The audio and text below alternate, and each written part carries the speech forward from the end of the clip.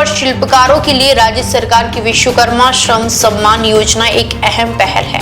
इस योजना का मकसद ऐसे लोगों को आर्थिक और तकनीकी मदद देना है जो पीढ़ियों से पारंपरिक हुनर और व्यवसाय से जुड़े हुए हैं। सरकार की कोशिश है कि इन कारीगरों के हुनर को रोजगार और आय का मजबूत जरिया बनाया जाए ताकि उन्हें अपने पारंपरिक काम को आगे बढ़ाने में किसी तरह की आर्थिक परेशानी का सामना न करने पड़े। विश्वकर्मा श्रम सम्मान योजना यानी VSSY का लाभ उत्तर प्रदेश में अलग अलग पारंपरिक पेशों से जुड़े कारीगरों और शिल्पकारों को दिया जाता है। इनमें बढ़ई, दर्जी, नाई, कुम्हार, लोहार, मोची और राजमिस्त्री जैसे कामगार शामिल हैं। इसके अलावा बांस और बेत का सामान बनाने वाले धोबी, सुनार और हलवाई जैसे पारंपरिक पेशों से जुड़े लोग भी इस योजना के दायरे में आते हैं।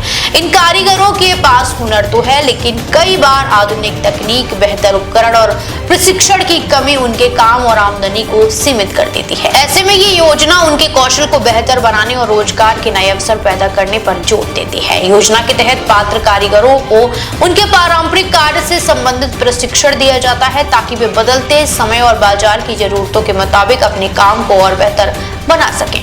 प्रशिक्षण के साथ उन्हें अपने हुनर को मजबूत करने के लिए जरूरी सहायता भी उपलब्ध कराई जाती है। इसका उद्देश्य केवल कारीगरों को मदद देना नहीं, बल्कि उन्हें अपने पैरों पर खड़ा करना और उनके पारंपरिक व्यवसाय को आर्थिक रूप से मजबूत बनाना भी है। दरअसल उत्तर प्रदेश में बड़ी संख्या में परिवार ऐसे हैं जिनकी आजीविका पारंपरिक कारीगरी और हस्तशिल्प पर निर्भर है। मशीनों और आधुनिक बाजार के बढ़ते प्रभाव के बीच इन पारंपरिक व्यवसायों के सामने कई चुनौतियां भी आई हैं। ऐसे में सरकार की योजना स्थानीय हुनर को संरक्षित करने के साथ साथ कारीगरों को आधुनिक बाजार से जोड़ने की दिशा में काम करती है। यहाँ एक बात साफ करना जरूरी है कि उत्तर प्रदेश की विश्वकर्मा श्रम योजना को केंद्र सरकार की प्रधानमंत्री विश्वकर्मा योजना से अलग समझना चाहिए। दोनों योजनाओं का उद्देश्य पारंपरिक कारीगरों और शिल्पकारों को सहायता देना है, लेकिन दोनों अलग अलग सरकारों की योजनाएं हैं और इनके नियम व लाभ भी अलग हैं। केंद्र सरकार ने प्रधानमंत्री विश्वकर्मा योजना सितंबर 2023 में शुरू की थी। इस योजना में 18 पारंपरिक ट्रेड्स को शामिल किया गया है। इसके तहत पात्र लाभार्थियों को प्रशिक्षण, टूल किट और अन्य सहायता उपलब्ध कराई जाती है। प्रशिक्षण के दौरान स्टाइपेंड की भी व्यवस्था है और टूल किट के लिए 15,000 रुपए तक की सहायता का प्रावधान है।